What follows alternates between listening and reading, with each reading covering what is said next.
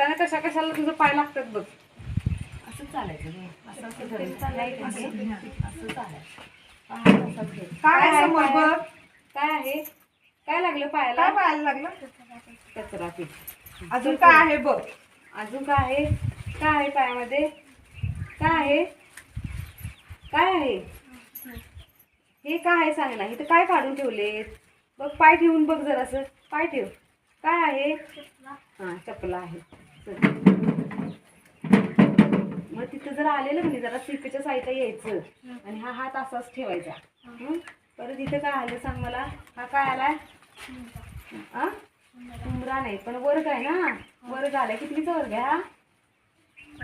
चौथीचा. मग आता जरासं पुढे यायचं. आपल्याला काय करायचंय?